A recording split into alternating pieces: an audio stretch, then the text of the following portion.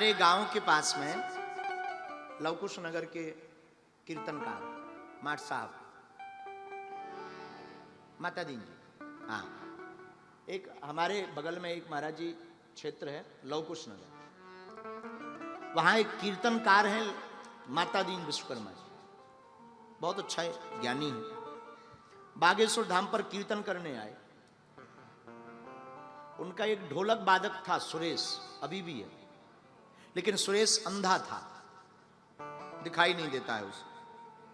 बागेश्वर धाम आया तो मास्टर ने कहा कि तुम यहीं गाड़ी में रुको, धाम पर भीड़ ज्यादा है, हम लोग दर्शन कराते हैं, तुम क्या करोगे, दिखाई तुम्हें देता नहीं, गुम जाओगे, कोई हाथ पकड़े ना पकड़े, छोड़ दे, आफत हो जाएगी, भीड़ ज्यादा है, यहीं रहो।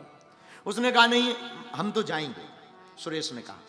तो माता दीन श्री मास्टर साहब ने कहा कि आप क्या करोगे, पागल हो क्या, अरे तुम्हें दिखाई पड़ता नहीं, दो व्यक्ति तुम्हारे साथ लगेंगे, हाथ पकड़ना पड़ेगा, तुम्हें दिखाई थोड़ी पड़ता मंदिर कैसा है, गुरुजी कैसे हैं, धाम कैसा है, बागेश्वर बालाजी कैसे हैं, यहीं रहो, हम लाकर प्रसाद दे देंगे, पा लेंगे। लेकिन उसने एक करोड़ों की बात बोली थी।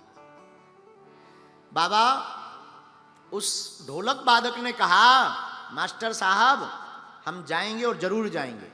बोले क्यों?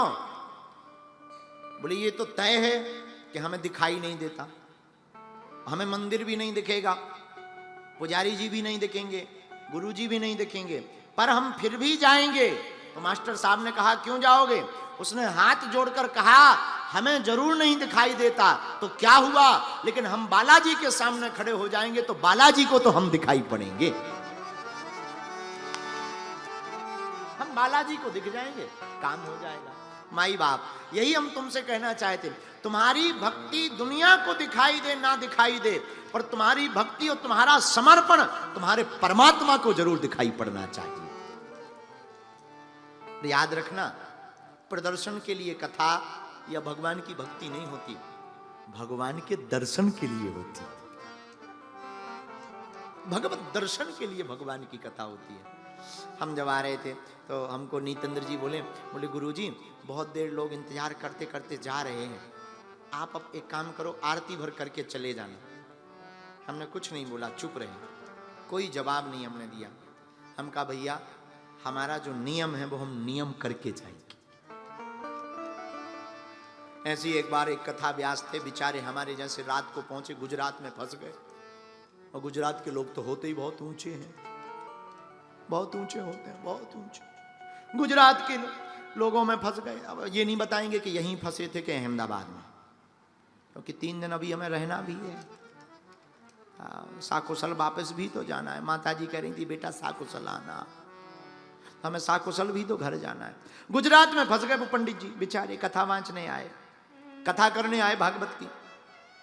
तो एक श्रोता, सुनने वाला एक श्रोता, तो कथा व्यास जी बोले भैया अब तुम क्यों बैठे, तुम ही जाओ, एक है, अब एक को क्या कथा सुनाए, एक को क्या सुनाए, ज्यादा लोग हों तो सुनाए। तो वो श्रोता भी कम नहीं था, अहमदाबाद का आदमी और गुजराती आदमी बहुत ऊंचा होता है। वो बोला वाह पंडित जी हम एक हैं तो क्या हुआ, किसी के पास मान लो 100 घोड़े हैं, 99 घोड़े ना आए तो क्या एक घोड़े को भोजन नहीं डालोगे? 99 के चक्कर में एक घोड़ा को दाना पानी नहीं दोगे क्या? बोले नहीं देंगे। बोले देंगे तो कथा सुनाओ। पंडित जी बोले जब ऐसी बात बोले तो सुन लो। पंडित जी ने कथा स्टार्ट करी, 1.5 घंटा, 2 घंटा, 2.5 घंटा, 3 घंटा। अब तो जजमान का दिमाग खराब, पंडित जी बंद ना हो, इससे भगते ना बने, अब है सिंगल, अब भागे कैसे, हम भागेंगे तो क्या कहेगा, तो बार बार शरीर खुजाए जम, ओ राम राम राम राम। अब पंडित जी बोले हाँ तो भगवान श्री राम ने रावण को मारा, ये बोले हो ठीक मारो, अब तो करो पूरी। 2 बज गए रात के, अब तो छोड़ दो। अब पंडित जी लगे, बोले फिर क्या, रावण मर गया, लक्ष्मण जी ज्ञान लेने गए। अरे बोले महाराज हमने पूरा ज्ञान ले लिया। अहमदाबाद का आदमी होते ही खतरनाक। जब कथा ले देकर 2 बजे रात को 6 घंटा में पूरी हुई, दूर से बोला जय हो। पंडित जी बोले कहो कैसी रही कथा? यजमान बोला अहमदाबाद का चंगीलाल, बोले तुम्हारी जय हो वे। पंडित जी बोले क्यों? अरे बोले 99 घोड़ा ना आए तो एक घोड़े को तो घास खिलानी चाहिए, पर इसका मतलब ये नहीं है कि 99 की घास एक को खिला देनी चाहिए। ठीक है कि 99 गायब है, पर सबका ठेका जोड़ मेल करके एक को नहीं ठोकना चाहिए।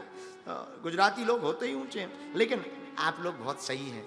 हम सच बताएं, गुजरात हमें अपना ही प्रदेश लगता है।